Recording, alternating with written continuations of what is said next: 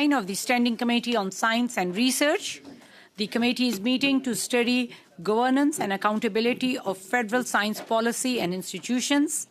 I would like to make a few comments for the benefit of the witnesses as well as the members. Please wait until I recognize you by name before speaking. For those participating by video conference, click on the microphone icon to activate your mic, and please mute yourself when you are not speaking. For those on Zoom, at the bottom of your screen, you can select the appropriate channel for interpretation, either Floor, English, or French. A reminder that all comments should be addressed through the chair. I would like to welcome for this panel our witnesses from AI Governance and Safety Canada, represented by White Persaud-Lachhman, founder and executive director. We are also joined by Dr. Stephanie Michaud, President and Chief Executive Officer representing BioCanRx. And also we are joined by Robert Annan, President and Chief Executive Officer representing Genome Canada. So all the witnesses will have 5 minutes for their opening remarks, and then we will go into our round of questioning with the members of Parliament. So Mr. Persaud-Lachhman, we'll start with you. You will have 5 minutes for your opening remarks. Please go ahead. Merci, Madame la Présidente. Mesdames et Messieurs, le conducteur. Thank you, Chair. Members of the committee, thank you for the honor of inviting me. Governance and AI Safety is a nonpartisan, nonprofit organization and a community of people across the country. Our starting point is the question, what can we do in Canada and from Canada to ensure that advanced AI is safe and beneficial for everyone? Since 2022, we have provided the federal government with public interest policy recommendations, such as our submissions on the Artificial Intelligence and Data Act and our multiple appearances before parliamentary committees. The AI and Data Act, I testified before the Industry Committee that while early forms of AI like facial recognition and chatbots require some regulation, there were much more powerful forms of AI on the horizon that Canada needed to get ready for. We made the case that certain AI capabilities pose an unacceptable risk, such as systems that could detect and evade monitoring, rewrite their own code, make unauthorized copies of themselves, or refuse shutdown. In the last few weeks, a major jump in AI capabilities has produced such systems. We have now entered the era of AI agents. Unlike chatbots that simply respond to a prompt, AI agents can take actions in the real world, working autonomously for hours.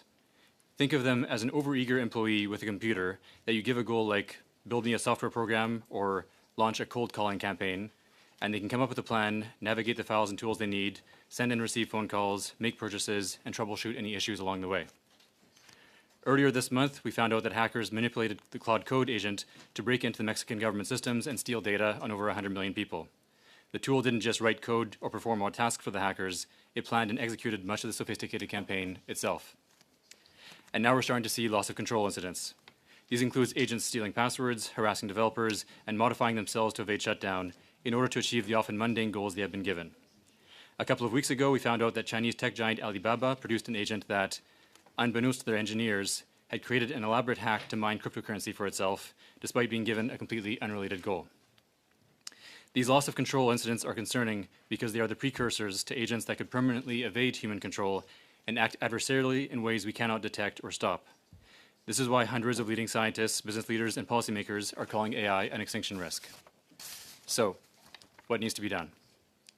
In October, we published our white paper titled Preparing for the AI Crisis, A Plan for Canada, and in light of this latest jump in capabilities, we now focus on 3 recommendations. First, pivot to meet the AI crisis. The risk of loss of control is a growing national security threat as recognized by agencies like the UK's MI5. Given its impact on a wide range of files, success will require coordination across cabinet, parties, and jurisdictions.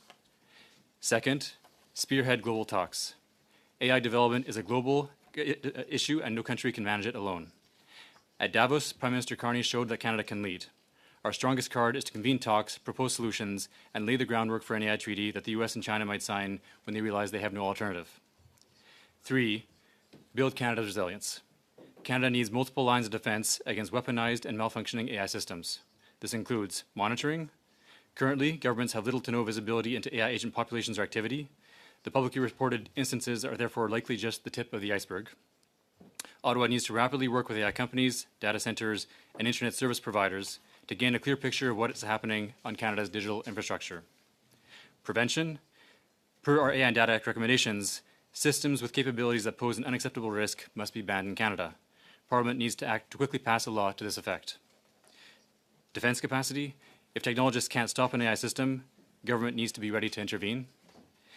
Canada needs defense strategies and containment and shutdown protocols to neutralize weaponized and malfunctioning AI agents. And lastly, emergency preparedness. We need scenario planning and joint exercises to ensure readiness for potential large-scale attacks, corrupted communication lines, and shutdowns of critical infrastructure. The challenge we face is daunting. Most of the world is still unaware, and failure could lead to permanent loss of control. But this story isn't written yet. And as Canadians, we have an opportunity right now to lead by example at home and on the world stage, so that we may all share in the benefits of this transformational technology. Thank you. Merci. Thank you. We will now proceed to Dr. Michaud, President and Chief Executive Officer for BioCanRx. So please go ahead. You will have 5 minutes for your opening remarks. Madame la Présidente, membres du comité, merci. Madam Chair, members of the committee, thank you for giving us the opportunity to appear. My name is Stephanie Michaud. I am President and Chief Executive Officer of BioCanRx, the Canadian Network of Immunotherapy, a federally funded organization dedicated to accelerating the development of made-in-Canada cancer immunotherapies, including CAR T therapies and other cell therapies from the laboratory to the patient. Federal science funding system, not as observers of it. I want to begin simply. This study matters and it is timely, and we thank you. The questions you are asking about governance, accountability, and transparency of federal science funding are not procedural questions.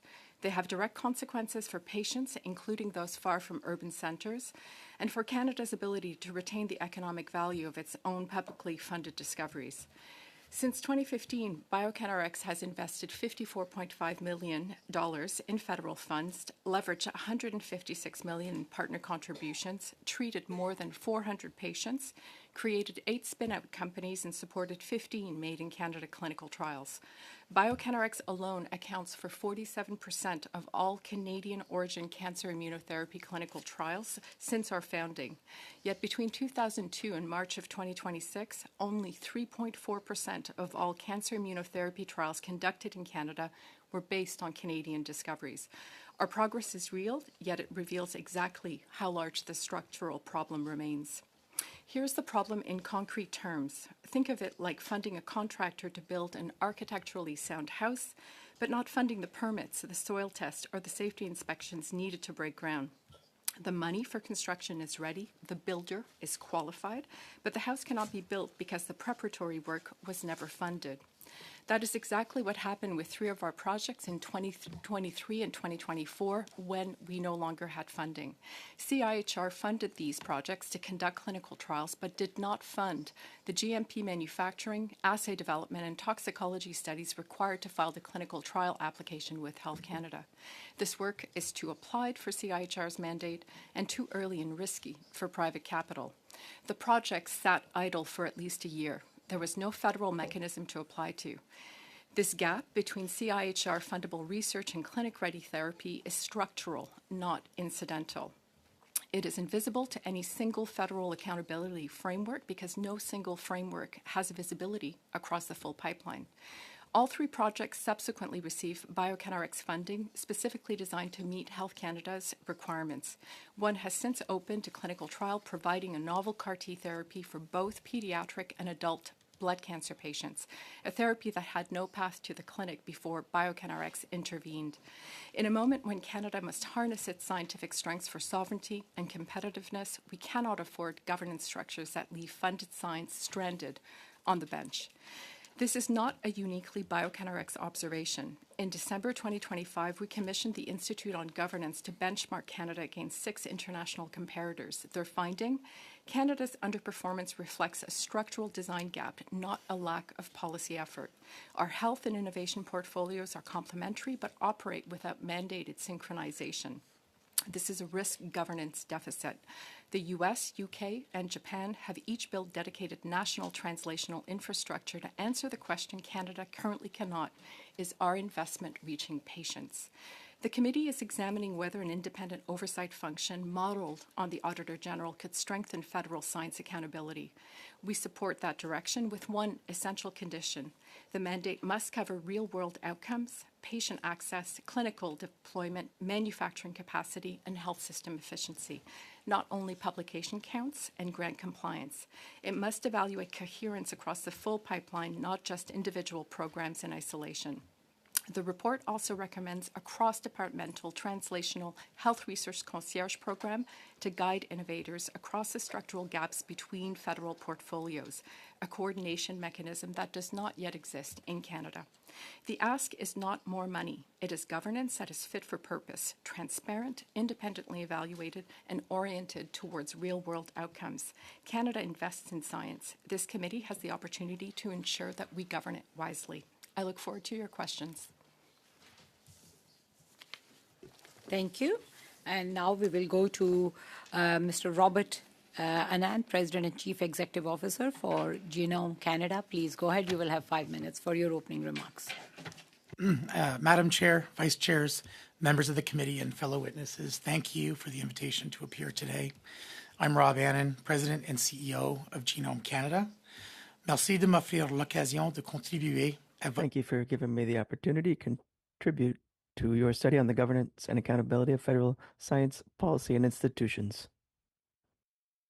research and researchers are absolutely world-class and something we should be proud of. However, given the scale and urgency of Canada's current challenges, world-class research alone isn't enough. We need to maximize the impact of that research. That is where I'll focus my remarks today. Genome Canada is an independent, national, mission-driven research organization dedicated to advancing genomics research and adoption in Canada. We work to push the frontiers of biotech and life sciences, focusing on technology adoption and commercialization by Canadian companies, doctors, farmers, and other users. We are built on a unique federated model with 6 regional genome centers across Canada and funding from both federal and provincial governments, as well as industry, foundations, and nonprofits, a truly Team Canada approach. Since our founding in 2000, we have worked with hundreds of Canadian companies, helped spin out 135 new companies from our research projects, and have supported the creation of more than 500 patents, licenses, and inventions. Today, Canada is third in the world in the creation of genomics-related IP, and we continue to advance commercialization and adoption through the Canadian Genomics Strategy. We know what it takes to turn research into impact. And that's why we believe strongly that this study matters, because Canada has world-class researchers, strong institutions, and major areas of scientific strength. But systems challenges mean we are not realizing our full potential. Our research initiatives are too often subscale, unsustained, and fragmented, and they do not sufficiently link to adoption and commercialization. That gap matters because it affects innovation, commercialization, and our economic security. So from where we sit, the core issue is not simply whether the system needs more oversight. It is the larger governance question of how the pieces fit together and whether the system is organized and optimized to meet Canada's biggest needs. I'll make 4 practical points to address these issues. First, Canada needs to define a national science, technology, and innovation strategy. Most advanced economies support economic growth with clear, explicit science and technology strategies that define long-term objectives and identify key national priorities. Without a clear strategy, institutions compete or work at cross purposes. Strategic leadership gets everyone on the same page, allowing the system to self-organize and gives institutions the clarity needed for execution, performance measurement, and continuous improvement.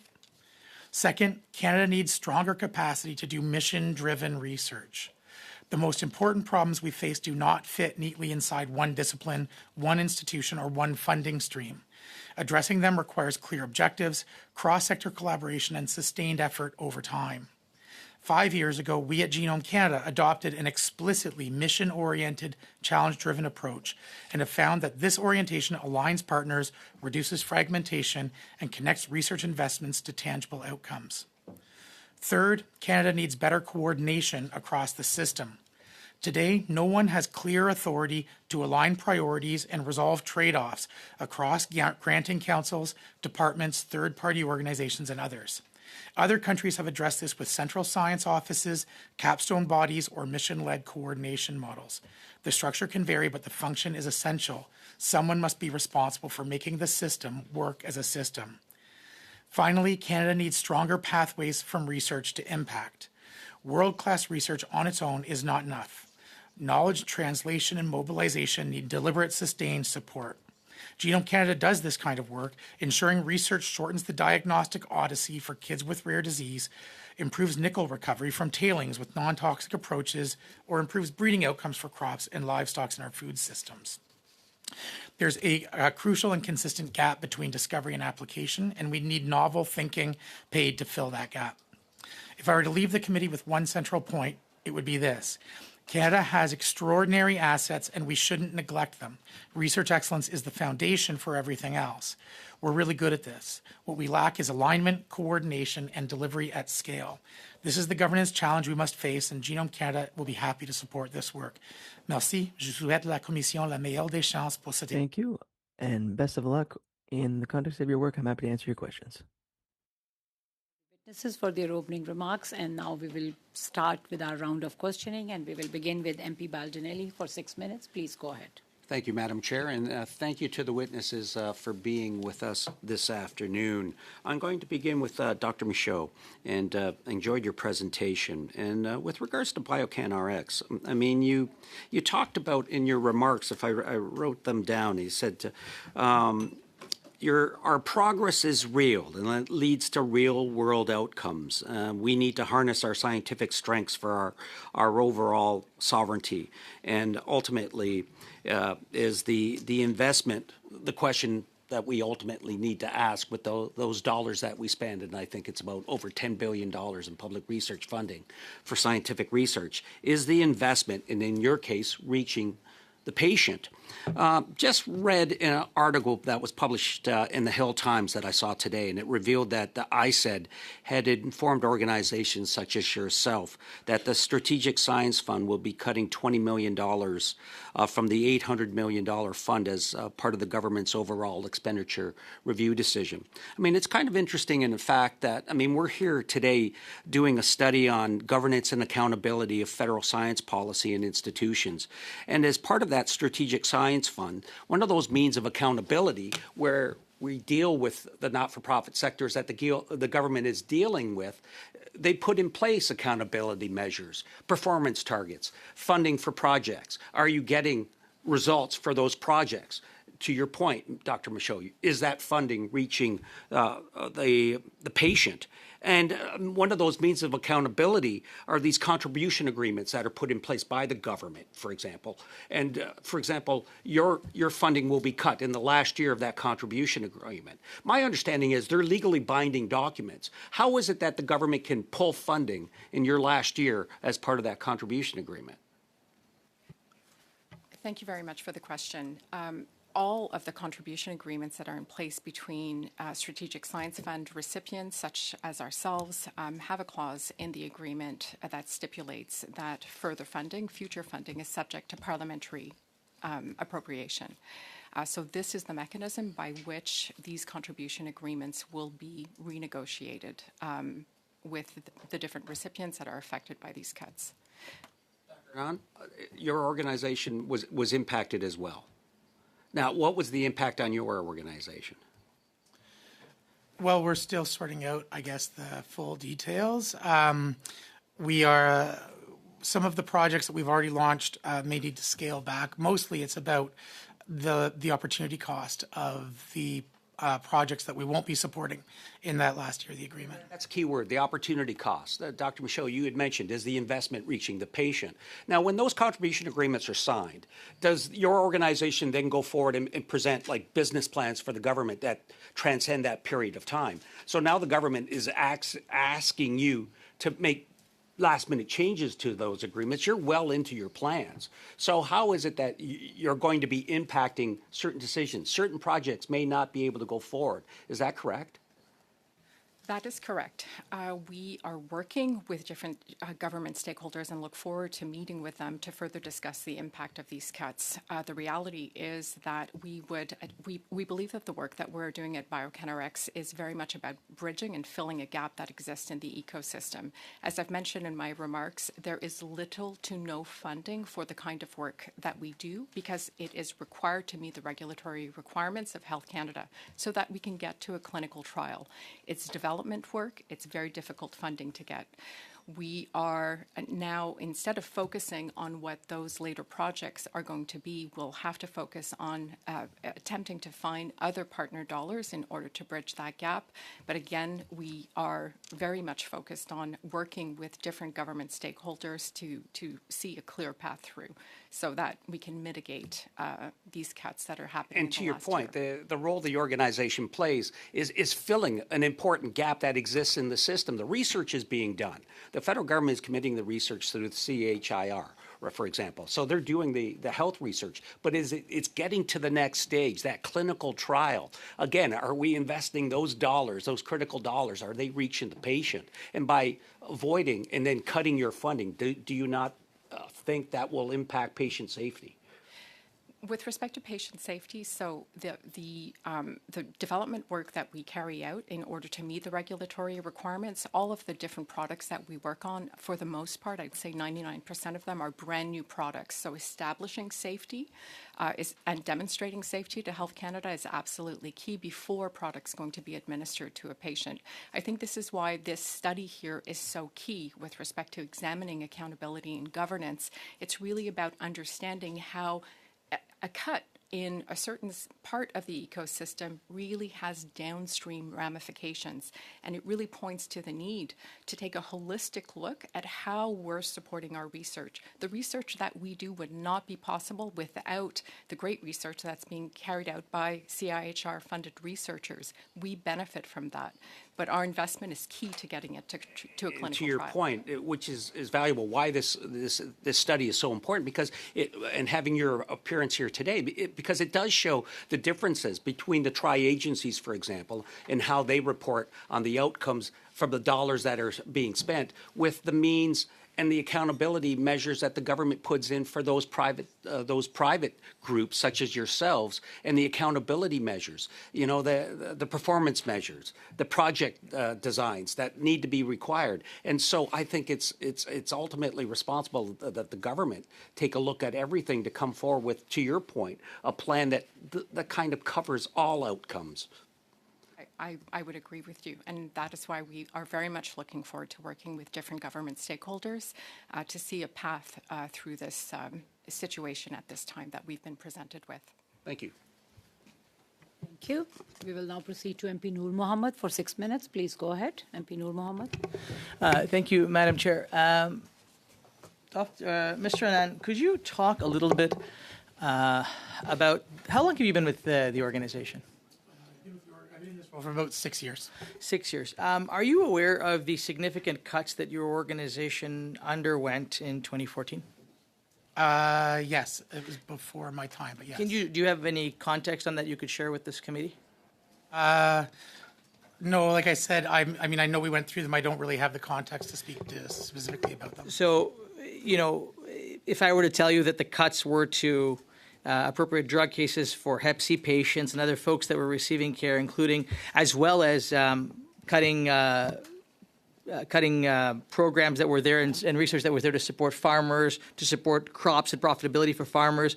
Would that seem reasonable to you? Would that seem the type of cuts that the organization would have seen? Yeah, I do know that we had to, we certainly had to shift resources around in a lot of projects. So when those significant cuts were made by a Conservative government, after 2015, can you talk a little bit how your funding was increased? Again, really, it's before my time. I can speak mostly about what's happened since about 2018, 2019, which is when I joined the organization. And you have seen funding increase over those years, have you not? We have. They vary from year to year, but generally we've been pretty stable since that time. So it's fair to say that this government has been consistent in increasing your funding, giving you the support that's been required to do the work that you need to do? Overall, yes. We've been pretty steady over the last 5 to 6 years. Got it. Perfect. Thank you. If I could now switch to Dr. Michaud, have expressed some concern about the existing sort of cuts that you have had to manage and absorb. Can you talk a little about the increase in funding that you have seen over the course of the last decade prior to these cuts? Yes. So we have been in existence since 2015, and we were funded through the Networks of Centres of Excellence program. We were funded, we've received a total from 2015 to 2024, an amount of $40 million through the Networks of Centres of Excellence program, and due, I believe, to the strength of the application that we put forward to the Strategic Science Fund, making the compelling case of the gap that we bridge in the ecosystem, we received an increase from what was our $5 million a year approximately through the NCE program to overall over 5 years of $38 million. So I guess if we were to then look back, I note the questions asked by my friend opposite, that there, his concern for some of the cuts and some of the challenges that you now face. Did you have any concerns? Would you have had any concerns had, for example, a government that was not this government, the party opposite, had they taken power? Would you have had any concerns about the fact that there was targeted restrictions on research on things like embryonic research and stem cell research? That is really completely outside the area of research that we fund. So I'm really not in a position I guess the question, would it concern you if government was directing what you could or could not research? Again, this is completely outside of my scope of expertise. We do not fund any kind of stem cell research or embryonic research. So my question is not about those specific. My question is, how do you feel about government directing what you should and should not research? I think that when these applications are put through, we defined exactly what our scope of work is going to do. This is carefully evaluated by experts that are brought together by the government and validated in this way. And so that kind of validation exists at the application stage. So, Mr. Annan, if I could then switch to you on a similar question. When government starts to determine what you can and cannot research, and I'm giving an example here of a party platform that says the party platform that says embryonic research would not be allowed. Does it concern you at all when governments start to decide what can't be studied? Yeah, thanks for the question. I'm not familiar with the platforms in question. I will say there's a tension at play. I think it is absolutely the responsibility of the government to set broad strategic direction, and I would actually argue we need more of that at the level of setting targets, objectives, and goals.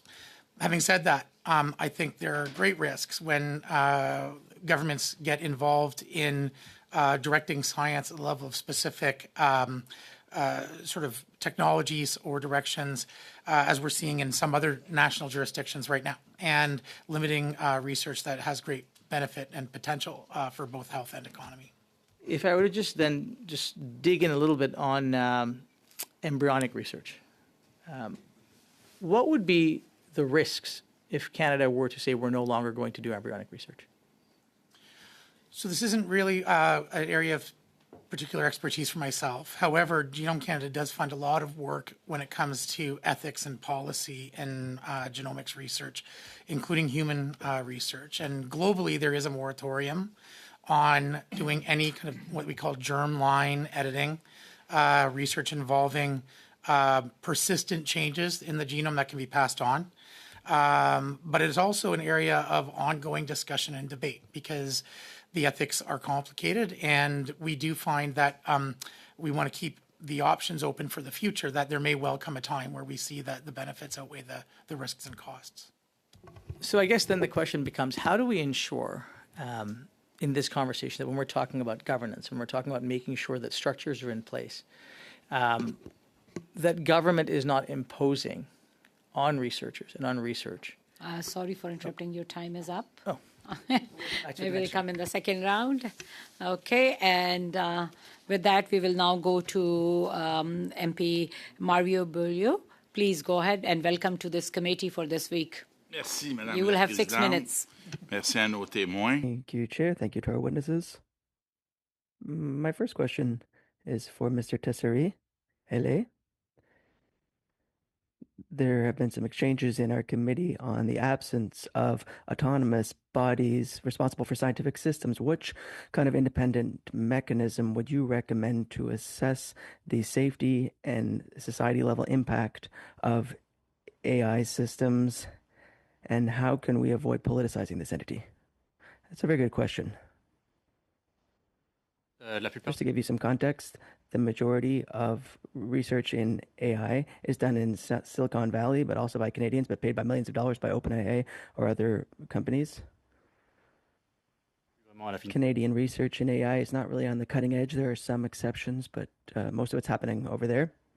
However, what we are well positioned to do is to move forward in AI safety research. For example, there's an initiative Beaucoup de travail sur la sécurité de l'IA. which is ongoing on AI safety, and that's moving in the right direction. The problem for scientific research in the area of AI is that things are moving very quickly. Research projects take years to finish, and there can be AI that's more intelligent than people in 18 months. And so if we started today looking at a particular aspect of AI or something over about AI agents, the time that it would take to implement the regulations, by then it would be too late. So we're in a position where the most responsible thing to do is to slow down and to ban certain AI systems that are dangerous, just to have enough time for safety research to catch up. So if there was an independent organization that could decide what systems should be banned, well, for example, the Canadian Centre is moving in the right direction, but their budget is small. They don't have the mandate to take a look over at AI agents. And so a reorganization is necessary. Some changes are necessary to give more power to this agency or this institute so that it can have an impact, not just providing information. It needs to be able to act. So we need to strengthen this institute and also work with other institutions throughout the world. For example, there's one in the UK, the Security Institute. It's probably the best example of this. They've done tests on, and they're at the cutting edge. They're very much aware of what's going on. Thank you. My next question is for Ms. Michaud. How do you make sure that Francophone teams have equitable access to platforms, to trials, and to assessments? For example, French language services reflected by the proportionate communities. Well, we subsidize all universities in Quebec for clinical trials. We fund quite a number of the clinical trials underway in Quebec. With respect to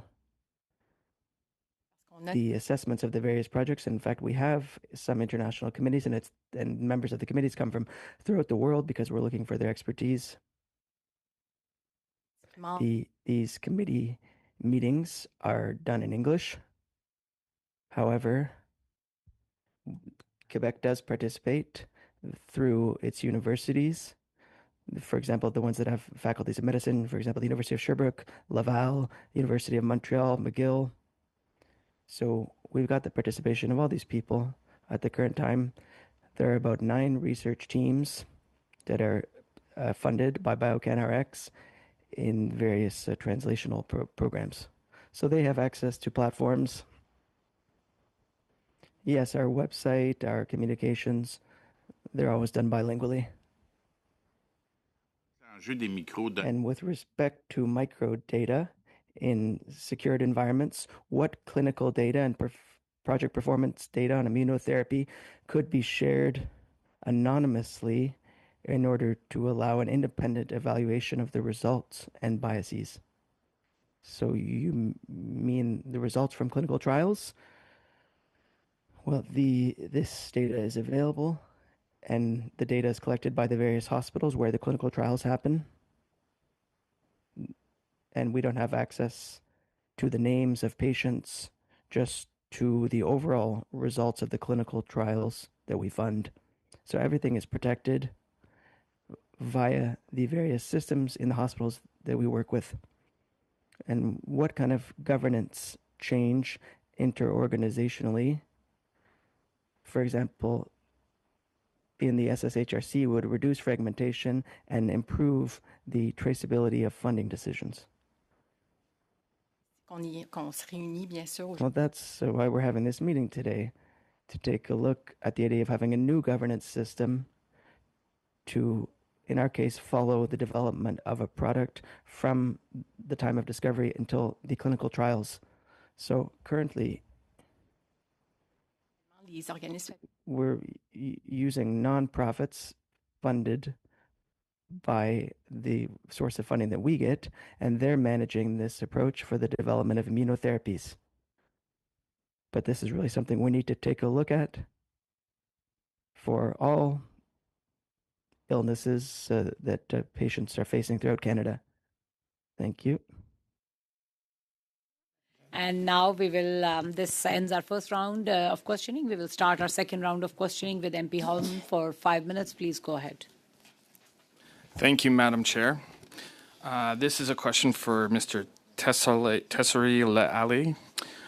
The federal government needs stronger AI governance, and there has been repeated concerns about delays, limited consultation, and a lack of clear legislative direction. Your organization made a submission to the National AI Task Force. Do you feel your key concerns were meaningful, reflected in the government summary? And if not, what was missing? Thank you for the question. I would say broadly, no, our recommendations were not reflected, partly because there were 11,000 submissions and ours was only one of them. But the biggest piece and our message to government for the last 3 years has been think ahead. AI is moving very, very quickly. If it takes government a few years to put up something in place, you need to think of where is AI going to be in a few years. And that's where you have to follow what, every major AI company is saying. We're building smarter than human systems that can do everything a human brain can do, only faster, better, cheaper. We need to be ready for that. And that's where, like on the legislation front, the AI and Data Act was probably the last chance to get something in place before smarter than human AI.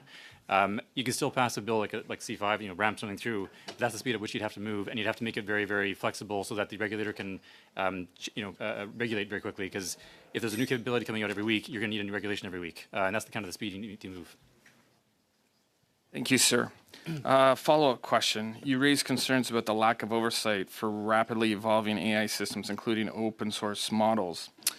Is the federal government behind on developing its AI policy and safeguards for Canadians? And then a follow-up question, have you seen any progress with the federal government AI policy ever since your appearance and warnings at Industry Committee 2 years ago?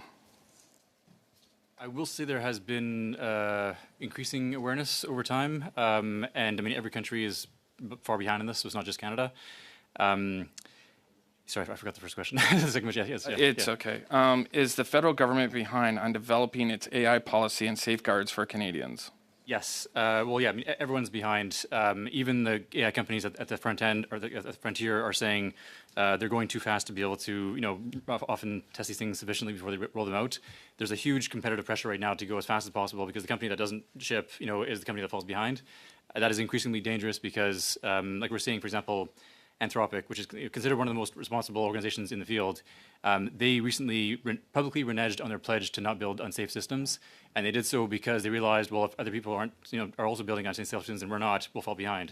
So that's where you really need, governments need to be able to see this happening and step in now. And at this point, you don't have 5 years to put a law in place. You're going to have to slam the brakes on this stuff very quickly if you want to stop the worst outcomes. So, would you say a quick overview? Canada is not fully prepared for AI. The government has not been transparent or inclusive in how it's developing policy, and at the same time, our funding system is not delivering results for Canadians. So, i.e., government is behind, experts are not fully heard, there are real unaddressed risks. Would you agree or expand on that? Roughly correct in the context of every other country being in the same boat. Yeah, I mean, look, as mentioned, the time really is running out. The experts that we talk to in the Frontier Labs, they're saying this thing's happening much faster than people think they are. The latest breakthroughs we saw in January, February, where we have AI agents, literally companies are buying extra computers for their employees so that their employees can have multiple computers. Each of those computers is running an AI agent on its own, kind of like its own AI employee. That is what's happening. It's going to transform research as well, and I haven't really gone into this yet, but a lot of the a lot of the fundamental assumptions we have about how the economy works, how human labor works, how human cognition works, and the value of human knowledge is about to get very rapidly disrupted. That's why we need time to work through that. There's a lot of opportunity there to work through if we do get through it, but it's going to require some very hands-on government governing in the very short term. Do you feel should Canada require mandatory safety testing or certification before high-risk AI systems are deployed? I mean, if Ford and GM are allowed to have to get tasting before they put a car on the road, I mean, the same thing should happen with an AI system. Certainly the last generations, like the first, in the 2010s, you had these single-purpose machine learning tools, like you're training your model to recognize images or to work on a bigger science project. That's, yes, you need some regulation, but it's not too big of a problem. Chatbots are somewhat of a problem. You're starting to see issues with creative industries. But we're now in a very different era where we have not just AI that can talk, but AI that can act. AI that is buying and selling stuff, AI that is making phone calls, AI that is interacting with people as a human being would. That is a whole other level of risk, and that's where you kind of have to deal with it very quickly because we're waiting for an accident to happen basically. Okay. Thank you for answering my questions. I now yield my time.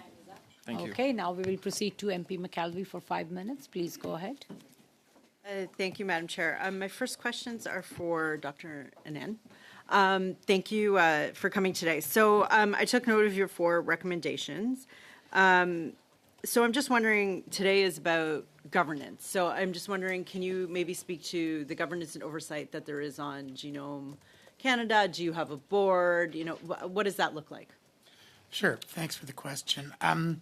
There's a few layers of governance, I think.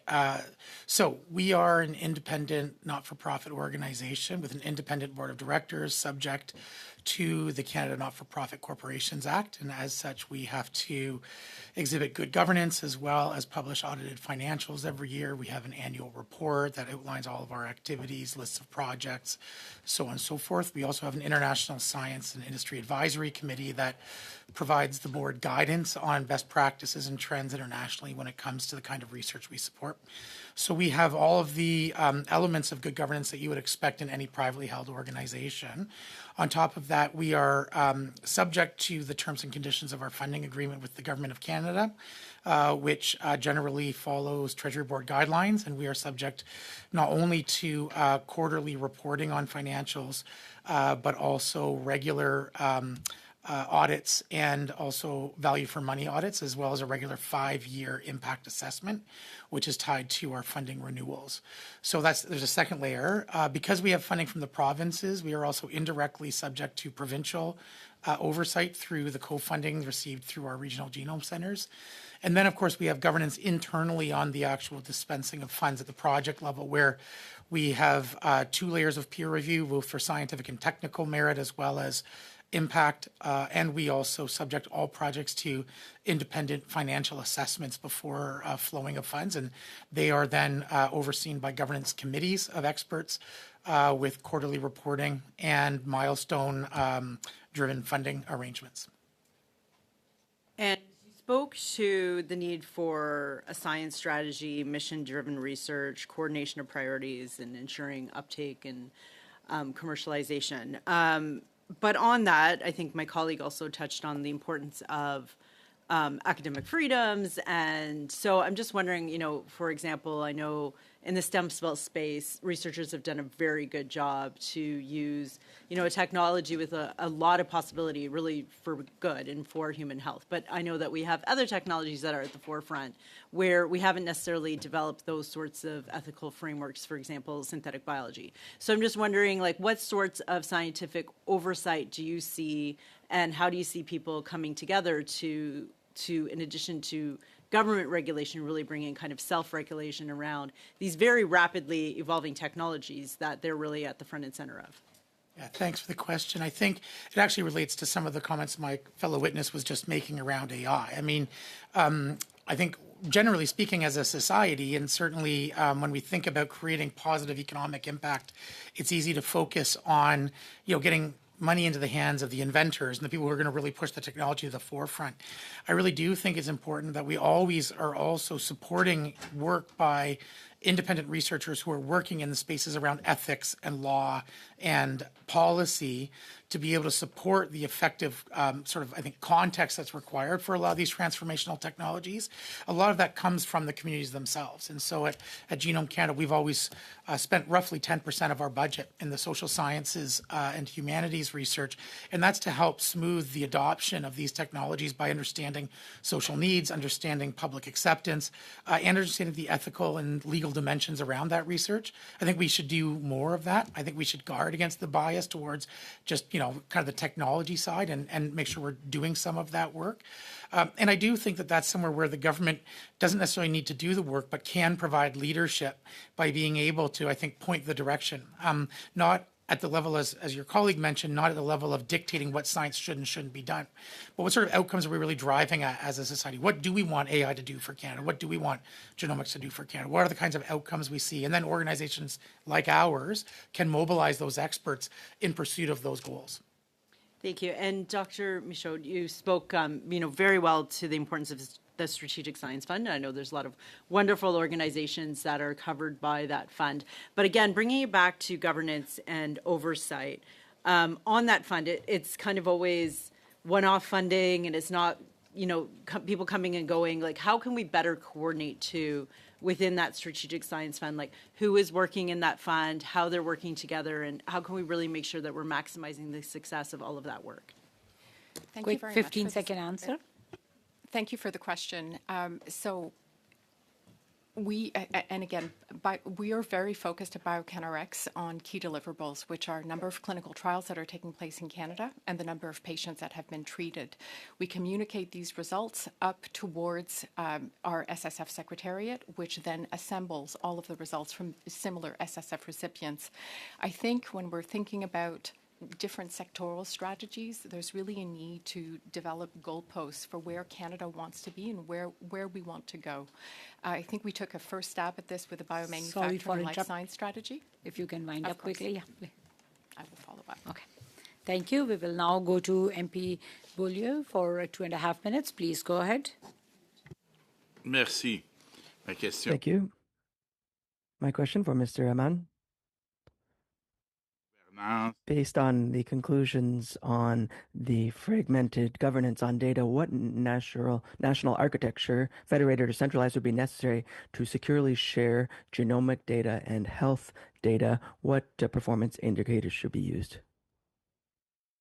I'm going to take the answer in English, if you don't mind. I think globally, there is a tension between how to ensure we have effective oversight and privacy of data, especially human patient data, but also the recognition that bringing that data together allows us to find the treatments, the diagnostics, and so on that so many patients need.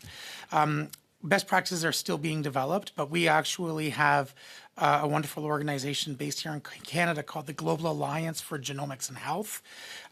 They are an international organization that sets standards for how to effectively share data across jurisdictions while protecting those privacies. Generally speaking, there's a bit of a combination between federating that data so that the data is being held in different locations, often at provincial level when it comes to hospital data and so on, while at the same time recognizing that some data needs to be combined, and identifying the set of what we call minimal metadata. So this is patient data that ideally won't identify individuals but can be used to make the data more useful. Okay, merci. Tu as une question plus générale. And a more general question.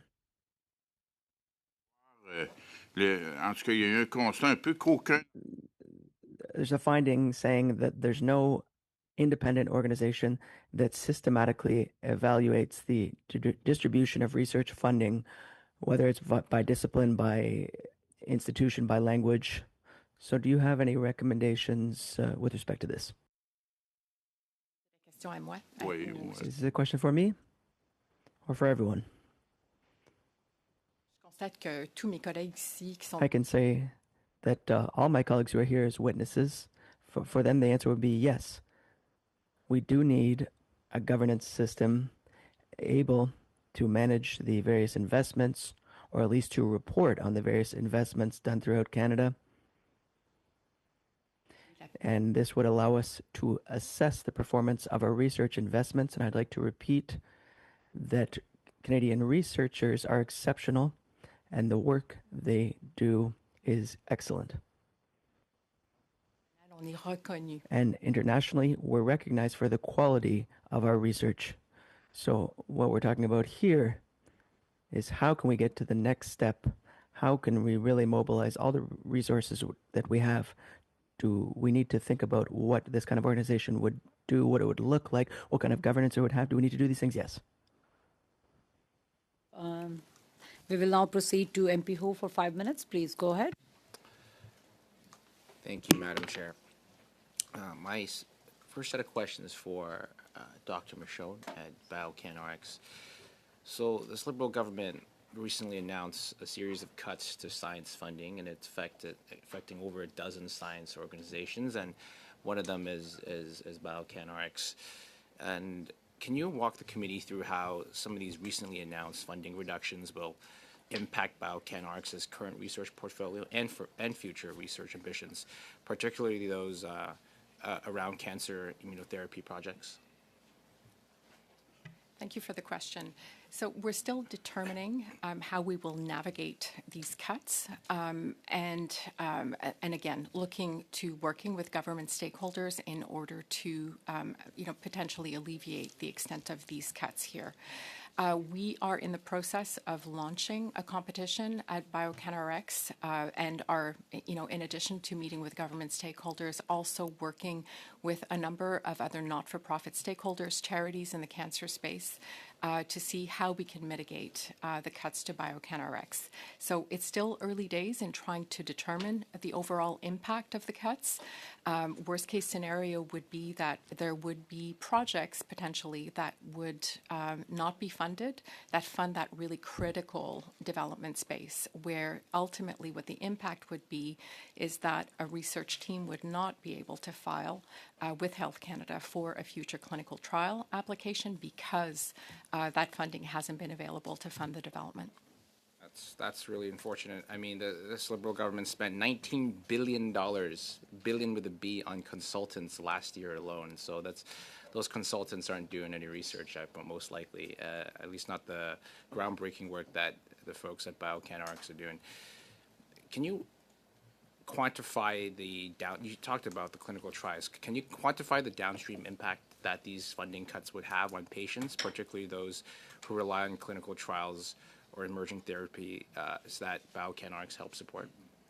So BioCanRx is committed to bringing forward made-in-Canada therapies, and so the pace of research worldwide is accelerating at an incredible pace. The goal of BioCanRx is to fund the development and future clinical trials so that we're able to capitalize on those new discoveries and new treatments. The products that we work with are entirely novel, and they really represent a chance for cancer patients in Canada to access the best that science has to offer them. These are patients that have run out of options, that have exhausted the standard of care, and are looking to clinical trials in order to perhaps survive the disease that they are confronted with. We have seen in our portfolio, in our previous funding, where we had funded CAR-T programs, where we have patients that access therapies that were previously unavailable in Canada, that I'm happy to report are 4 years post-treatment and are still alive and doing very, very well. And that's as a result of the work of our network. So anything that interferes with this, anything that interferes with bridging this gap, yes, ultimately the downstream impact will be on the number of clinical trials that are supporting made-in-Canada solutions. I mean, the Liberal government kept singing the rhetoric that they're going to somehow spend less and invest more, and we're seeing the opposite. They're spending a record $78 billion budget deficit. It doesn't seem like they're making the 15% cuts that they haven't met that target yet in terms of day-to-day operational spending. And then on the investing more part, it seems like in this aspect, they're again doing the opposite, but they're saying they're actually investing less into science. I'm curious to know, I mean, like, we've seen this government spend money on things like, $8 million for gender-just low-carbon rice in Vietnam, $22 million for beans for women for empowerment in the Congo. I'm just curious, what kind of conversations, if any, that BioCanRx has had with the federal government prior to these cuts, or were you just kind of thrown at these cuts and deal with it? So we did get a little bit of advance warning that these were potentially going to happen. Of course, nothing is cemented until you receive the letter informing you that this is in fact going to be happening. But I'd like to, Salted, though, or just a notice? It was a notice, Okay. yes. So, but it really highlights the important work that this committee is doing with respect to governance and really being able to take a step back to examine what would seem like a overall small cut and the downstream impact that it will have with respect to our individual organizations and the kind of work that we do. We've been selected in the Strategic Science Fund for very specific reasons to achieve a specific set of results for Canadians. Sorry for interrupting. Time is up for MP Ho. And we will end this panel with MP Rana for 5 minutes. Please go ahead, MP Rana. Madam Chair, Mr. Persaud-Lachhman, you have talked before about how governments have almost no visibility into what AI agents are doing on our digital infrastructure.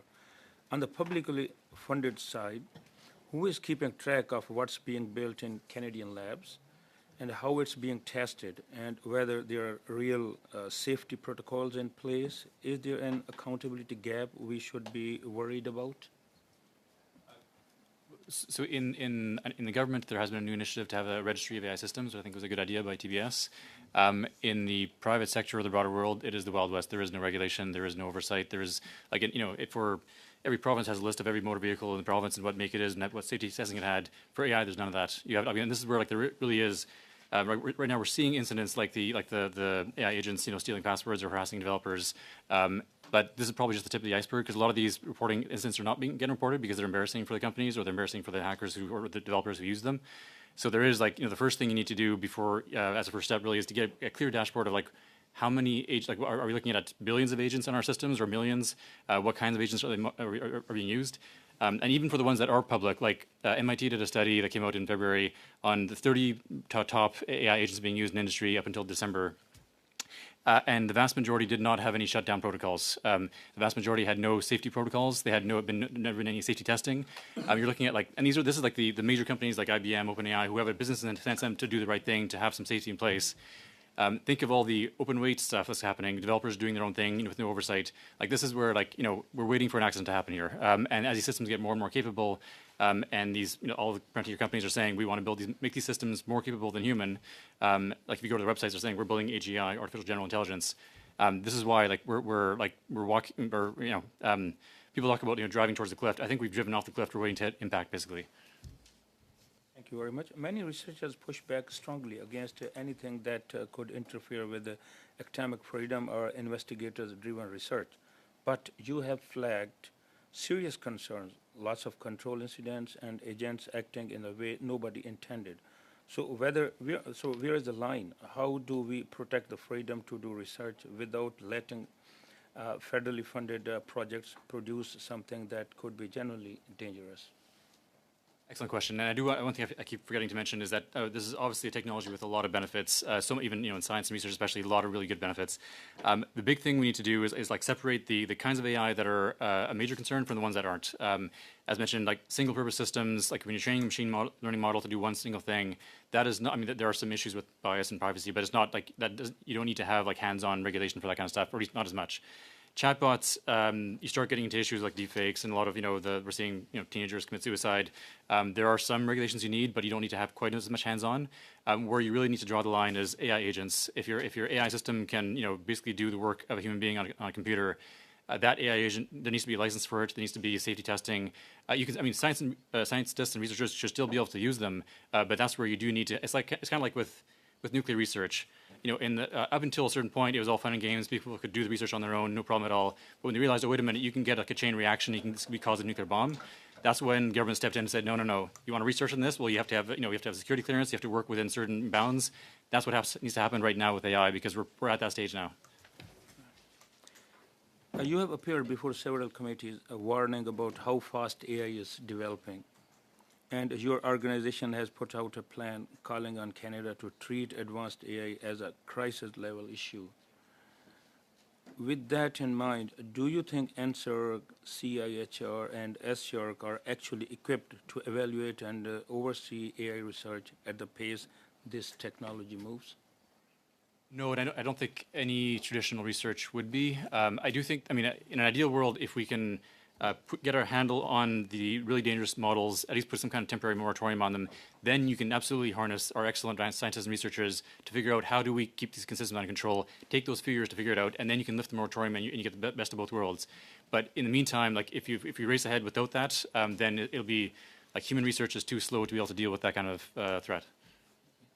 Thank you, Madam Chair. Thank you. And with this panel comes to an end, and I really want to take the opportunity to thank all the witnesses for appearing before this committee. And we will suspend this meeting so that the witnesses for the second panel can take their seats. So thank you once again, and I will suspend the meeting for a few minutes. The meeting is suspended.